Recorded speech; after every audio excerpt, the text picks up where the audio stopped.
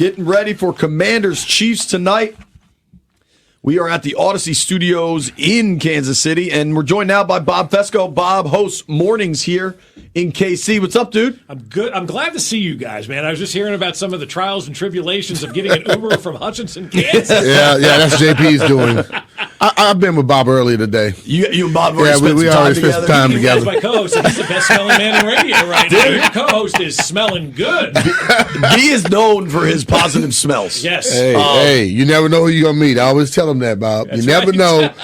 In and out of the studio, somebody might be coming through. You don't want the last memory they have of you like, that dude stinks. Yeah, that's right. Yeah. We've got a drop on our show that I came up with, and it's BBL Stinky. And, we just go, BBL Stinky. Can't play that drop for B. I also showered, for the record. I just don't put I do cologne every on. morning. Like, people are like, oh, you just get up and throw a hat on and go to work. I'm like, no, you get up, you take a shower, you're an adult. What time is your show on? 6 a.m. What time do you get up? I get up about 3:45 or 4 o'clock in the morning. Yeah. So did you watch Packers Steelers last night? I went to bed at halftime last night of that game. You pick and choose when you do the mornings. I knew I was going to be up tonight. Obviously, we got a big one. Here, and then so I'm like, I'm almost 50 years old, so it's like you're piercing out times when you get to sleep because the older I get, the more I realize I got to get my rest. What's your thoughts on Aaron Rodgers? I mean, he still can make some of those fantastic passes. Mm-hmm. But it seemed like something just ain't there no more. Well, it's funny you ask that because these guys will tell you all the time. Like, for years, I always forgot that Aaron Rodgers was a quarterback in this league. For whatever reason, subconsciously, I was like, the great quarterbacks, and be Mahomes and Manning and Brady. And my former coach always used to say, you always forget about Aaron Rodgers. I go, yeah, because that Super Bowl seemed like so long ago, right? Yeah. And so I really didn't have much of a take on Aaron Rodgers. Then he went to the Jets. I hated him. Absolutely could not stand Aaron Rodgers. Yeah. It was obviously for him talking all the time and all the stuff that went on there. And now that he's been back in Pittsburgh, I'm like, I don't really find anything wrong with Aaron Rodgers. I kind of like Aaron Rodgers, the person, right now. Yeah. And then 2 weeks ago, I saw him roll all the way to his left, come all the way back right, and throw that touchdown pass. And I'm like, okay, the old man still got it. And then you saw him last night, like, oh, maybe he doesn't still got it right now. Because it happens fast, BMitch. It happens fast, dude. Yeah, you have it 1 second, and the next second, you're like, damn, what happened? Yeah. It goes quick. It goes fast, man. Father time, man. Undefeated. The folks in D.C., a lot of folks in D.C. think there's no chance Washington wins tonight. For you, what is the path to a Washington win? As somebody that knows the Chiefs well. Yeah, I think trying to maybe exploit their offensive line a little bit. Obviously, we're going to have a backup at left tackle for another week. Trey Smith probably not going to play at right guard with those back spasms. And so you've got 2/5 of your offensive line that are using backups right now. Wow. And so you've got the opportunity maybe there. But I'm going to steal a line from like everybody that we've had on recently talking about this Chiefs team. How do you stop them on offense? And the majority of former players are like, pray, and that's kind of where it is right now with this offense. They're feeling really, really good about themselves. And I don't know what the right answer is, guys, to tell you how to stop this team because let's say you're going to take out Travis Kelce. Well, then Rashee Rice is going to beat you. Yeah. You can take out Rashee Rice and Xavier Worthy can beat you. And now the running backs are starting to play good. This Brashard Smith kid, man, he's getting 20-plus yards from scrimmage in the last 4 games. Nobody's ever done that in their rookie year, they said, or something like that. And so he can catch passes out of the backfield. He's kind of like what you were back in the day a little bit. Can do it all, man. And you see him out on the field, and you're like, I don't want to see BMitch out there. It's like you don't want to see Brashard Smith out there at this point. It could like. You've been around this team a long time, and every once in a while they do have some of these dud games. Yes. What happens when that happens? Because, just like anybody else, sometimes you plan the next week and you say, we got Washington. We don't have to worry about them. Right. You think about who they play next week. I think the Bills. That's a big one. So one of those, do they have tendencies sometimes to let that catch up? Yes, every year they have those tendencies. Every year there's one of those games. We've had that, though, already. It was the Jacksonville game, right? Where they were just up 14 and I don't know, committed 13 penalties. Patrick Mahomes threw a pick 6. And every year the Chiefs have one of those games. And I don't know if that was the same with Andy when you were playing with him, where every year you lose a game that you're like, why the hell did we lose that game? You know, there's no reason to lose that game. But when you commit 13 penalties, and usually those games are the ones where everything turns and then the team takes off from there. Raiders on Christmas Day a couple of years ago. I remember that one. I mean, there was a Tennessee game years ago before they won their first Super Bowl where they were kicking field goals, and they kept using the same snap count. And Tennessee picked up on that and blocked the game-winning field goal and won the game. Wow. And they learned from that moment. The Raiders drove the bus around Arrowhead after a win. Yeah. They learned from that. And so do they have, you bet. They have at least one every year, and then they correct everything. And since that game against Jacksonville, I think they've given up 17 points. They've scored 30-plus in each of the last 2 games. They've gone out there and not committed penalties. They had a penalty-free game against Detroit, and Jawan Taylor's playing like the all-pro that he has the potential of being when he's not doing those pre-snap penalties. And so something about Andy, man, he sits you down in that chair and he says to you, stop, and they all stop. Yeah, I mean, they're certainly trending the right way. Since that loss to Jacksonville, which was a system pick, by the way, I'm just telling what'd you call it? I picked the Jags that night. Oh, you did? That okay. fit in my system. Gotcha. I have a system. You want me to tell you about it? BMitch loves hearing about my system. Then, by all means, tell me about it, JP. It's not always applicable. It's not always applicable. When he wins, it's a system. That's right. When they lose, it's not a system. Correct. Because he say, well, I didn't bet it. That was a system pick. Jags were getting points at home, prime time. Mm-hmm. It's not that complicated. Right. But I like that game. But since that Jags loss, 2-0, 61 points. I mean, their last 2 games are 61-17 combined. Yeah. Now, some of that might be, the Raiders might just be broken. Right. Were you surprised by the margin of that Raiders game? I thought it should have been more, quite honestly. Really? Right. So I'll let you go. You got your system picks since probably since Patrick Mahomes has taken over quarterback, maybe his second year as a starter. I pick every game 35-0, right? Every game, Chiefs are going to win 35-0. And it's kind of become a joke, ha, ha, ha, and all this kind of stuff. I'm like, no, dude, I'm serious, 35-0. I didn't know until last week that Andy Reid has never had a shutout as an NFL head coach. Wow. They are super rare. Washington has. I don't think Washington's had one since he was playing. Yeah. And had hair and a mustache. Like you don't understand how hard that is to do. Yeah, shutting out a professional team is it's hard, right? Yeah. The only time Andy Reid has had a shutout was a playoff game. The Chiefs won a playoff game against Houston 30-0, and that was their first playoff win in 22 years. Nobody remembers that playoff game because of everything that's happened since, right? And so that was Andy Reid's first regular season shutout as a coach. My point is, I pick every game 35-0. That thing got to 28-0. My phone was blowing up like it was nobody's business. Going, oh my God, it's going to happen. And then they kicked the field goal, went up 31-0, and here I am going, yeah, can we get 2 safeties or something like that? You know the rest of the way. So I always think they're going to go out there and score, and they got the offense back. They got some swagger back on offense now, getting all their weapons back, and I think Patrick's feeling really good. He's an MVP candidate right now. Oh, totally. People talk about like the offense so much, but like Spags has the defense playing too.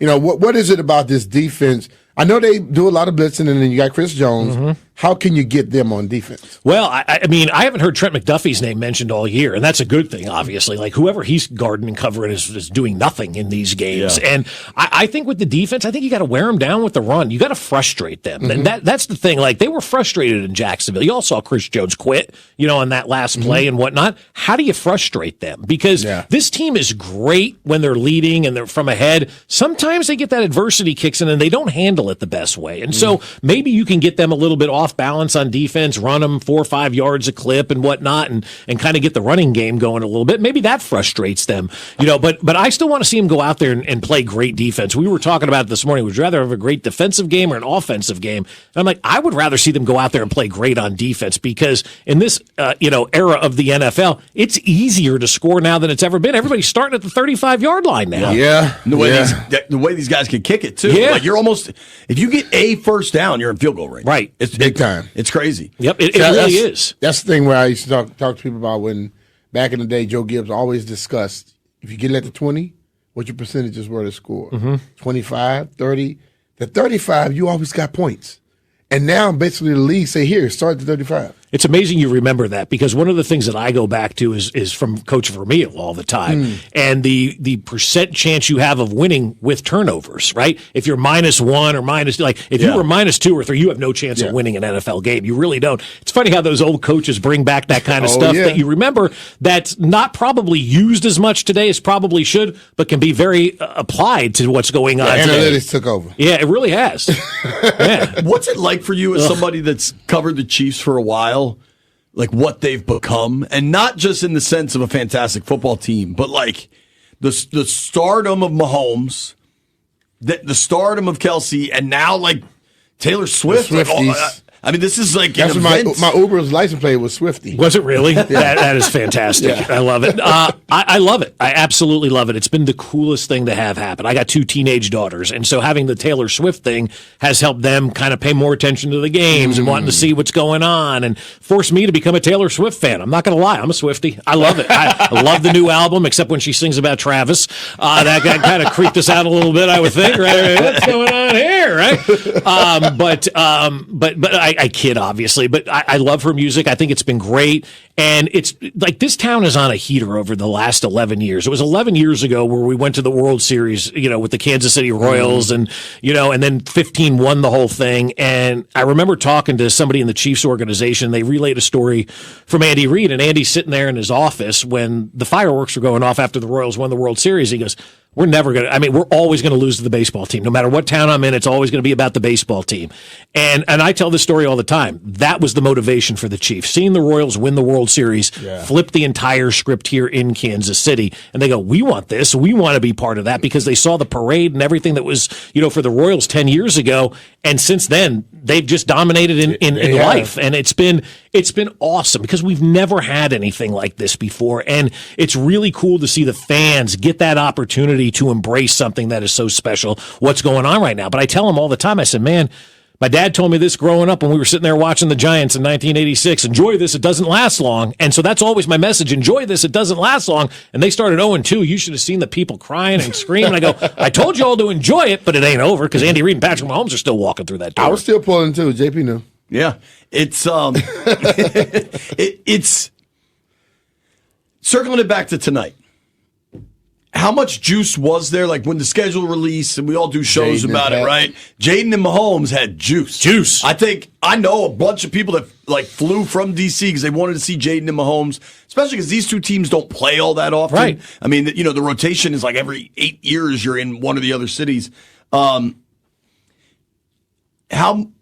Like your shows and stuff, how much has the juice dropped since Jaden's not playing? I think a lot, yeah. but also, too, we know Marcus Mariota. Like, we're not fools. He beat us in the playoffs, years ago with Tennessee, and that's still a loss that stings because Derek Johnson, who made a huge sack of Marcus Mariota, they called forward progress on a sack. That ended up being a fumble that the Chiefs recovered, and they ruled the play was dead. I've never seen forward progress. The referee retired after that game. Oh, yeah. And we had Derek Johnson on this morning. We have him on every Monday. And DJ, still in his 40s now, retires. Like, I still can't get over that game. I still can't get over that moment. So the name Marcus Mariota is pretty powerful here in Kansas City. And we all have kind of those flashbacks of what he did. So I always liken it to, like, when you bring up some guy you've never heard of from the minor leagues and he pitches against your team and he twirls a 2-hit shutout, you're like, what the hell, man? We didn't take that guy seriously. Chiefs are going to take Marcus Mariota seriously. Yeah. It's you mentioned McDuffie earlier. Washington getting Debo and Terry back, I think, really helps them. Yeah. But they are just so beat up. So I like gambling. I think that's pretty clear by now. I really like this number. I'm not supposed to be around here. That's right. I like the points tonight, and I know that you're going to say 35-0, and I love that. That's a great bit. I have a feeling with the Bills coming to town and knowing they should win this thing, I think the Chiefs might play with their food a little bit tonight. Like I could just see it not firing on all cylinders because they feel pretty confident they can get this win, and it actually is like underwhelming. Like your callers tomorrow will be like, they play like that against the Bills, they're going to get crushed. Right. Like, do you see that as a possibility, or is this team now locked into the point where like a dud's not coming? I don't think a dud is coming, but 12.5 is it at still? It's moved a bit. I think it's at 11 Is now. it 11 now? Yeah. That's a big number in the NFL. Yeah. I mean, that's a really big number. And then you look at what happened this past weekend. There was only one game, 7 points or less, that was decided in the NFL. Every other game was a blowout. this week in the NFL. Will the Chiefs continue that going? I don't know. I get scared about those big spreads. I never like them. I always think, all right, what does Vegas know? What are they thinking? Why is this number like that? I think they know more than everybody else They does. do. No, there's no question That's that why they the do. NFL is so serious about that damn injury report. Absolutely, they are. Hell yeah, they are. But they know what's going on. The big number always scares me. I think the Chiefs win, but I don't know if they go out there and dominate by that big a spread. But hey, maybe they do. Yeah, it'll be exciting. Arrowhead will be rocking. If you do like the quadrants of what you could see happening, right? Chiefs win close, Chiefs win big, Commanders win close, Commanders win big. The only thing that I think definitively isn't happening is the Commanders winning big. Right. Yeah. Right? Then you've got three possibilities and two of them are a KC dub. Mm-hmm. So it gets harder and harder to not see a KC win, but crazy stuff happens in this league. I know. This league is weird, man. I've seen too many games, been in them, where there's no chance this team can lose. They lose. Mm-hmm. There's no chance this team can win. Where the hell did that team come from? So it's those type of things where. I mean, look at the Giants last week. Who gives up 33 points in the fourth quarter? Yeah, that right there. Exactly. Right? So, strange things happen every week. Just because we don't pay as close attention to it as you do, obviously, in the AFC West out here. Are you surprised by how bad the Raiders are? No. Really? Yeah. No, they don't have a quarterback. Geno Smith is clearly past his prime, and obviously the meetings that, Tom's having with all these coaches aren't paying off out there either. And so, no, I'm not really surprised by how bad the Raiders are. I'm not going to be surprised how bad they are until they're actually good again. And they've got to go put in the work and get back to the top. And, they haven't won a Super Bowl since 1982. It's not like they've gone out there and beaten a lot of dudes and whatnot.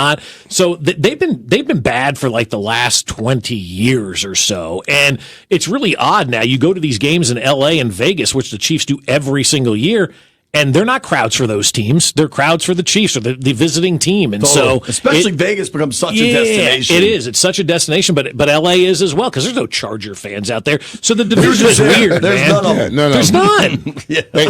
They are actors. Yeah. For that weekend. That's exactly right. Yeah, it's L.A. It's Hollywood. It's paid actors. Totally. And they need to make that thing work in L.A., and so they'll do anything they possibly can to make that thing work out there. Totally. When you guys, for you with big NFC East games, well, you grew up in Jersey, right? Yeah. So you grew up a Giants fan? I did, yes. What do you make of what the Giants have cooking right now? I was excited until that ankle looked like a right angle yesterday.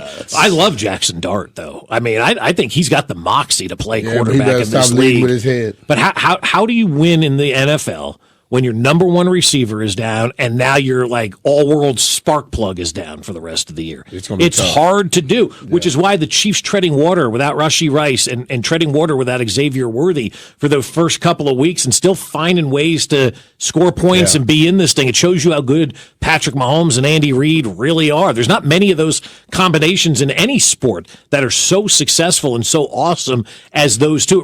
It really makes you appreciate what they do week in and week out when you see things like that with the Giants, or you see things with other teams go south really, really fast. We've not had that here in Kansas City. I'm curious. I've been in some Mahomes pressers, and he always seems pretty cool with the media. Yeah. Is he cool with the local media? Yeah. Does what he needs to? Yeah, he's great, man. It's awesome to have him. Now you get a lot of cliches, which is what you do from everybody. Right. But I mean, that's just the way of the game right now. If you're looking for an athlete at a podium to say something, probably not going to happen. No. You got to catch Kayvon Thibodeau after the game. How's Kelsey? Great. Is he? Yeah, it's awesome. Yeah, he's just fun. He's just They're a always dude. in front of it. They know it. The guys that have always been interviewed, they know exactly what to say and what not to say. Yeah, they know. They do. They know exactly what they're going to say, what not to say, how to handle the situation, how to not blame anybody, how to not be two and throw your whole locker room under the bus and things of that nature. There's an art to it. Yeah. Yeah, we had a guy that did that. What is your favorite barbecue spot out here? Smokehouse Barbecue, man. It's the Smokehouse. best. Oh, yeah, absolutely. Up north, there's a couple of locations. On your way to the airport, there's one if you want to get some barbecue and whatnot. Won't be at 6 in the morning. Well, I call them and they'll open for you if you really want, We get some barbecue on the plate in Guys the morning. from D.C. are coming in at 4 a.m. Open the doors. The boys back in the studio are requesting that we bring it back. It's hard. I don't really know how to do that. I don't think he can make it. Now, I will say I didn't bring those sandwiches back from Augusta, though. Yeah, but You did. The sandwiches are easier, but the I just smokehouse put 'em in my pocket. does an amazing smoked turkey. And I always bring them on the plane for Thanksgiving to you New go, Jake. Jersey. My mother will send them a note, and they will smoke the turkeys. We'll wrap them up and bring them on the plane, put it in the seat, send it through the security checkpoint to make sure everything's okay with that turkey. That's how good it is, man. We're importing turkeys at There you Thanksgiving. go. And that's all he likes. Well, he don't like turkey. So, I don't like turkey. You'll like smoked I'd turkey. rather you import a brisket for me on Thanksgiving. I Okay. wish the Pilgrims had made lasagna. I think turkey's wildly overrated. It is, but when you smoke it, it's actually smoke it or good. deep fry it. Yeah, you can't just bake it in the oven. That thing dries out like an Yeah. old shoe. Everybody celebrates the side dishes at Yep. Thanksgiving. It's because turkey's not good. Because I turkey don't sucks. celebrate side dishes. Those green beans you make? I eat green beans, but I eat turkey. How many I plates just- do you do for Thanksgiving? Yo, mean, ask what? him, not plates, turkeys. Turkeys. The most I've done was 38. I wish we had Bob on the I stream. deep fried 38 turkeys one So Thanksgiving. Thanksgiving and Christmas, BMitch gets all his fryers going at first light. By and- 6:30, And we people start just bring drinking. over their turkeys, and there may be brown liquor involved. Absolutely, there should be. It's Thanksgiving. Tell them about the chicken thing.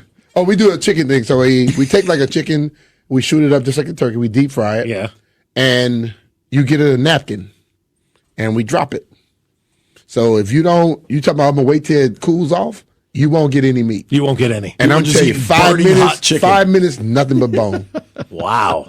Nothing but bone. The first time you come, you got to bounce it up a little bit. Yeah. But when you learn it real quick, you learn how to fold your napkin to where you can grab it and go to work. Oh, yeah. But we'll do 2 of them and then gone in no time. Wow, I love it. So you had the whole neighborhood over and you're frying turkeys in the Now, driveway. my neighborhood, I don't do anything. My neighborhood, I have my other friends come over.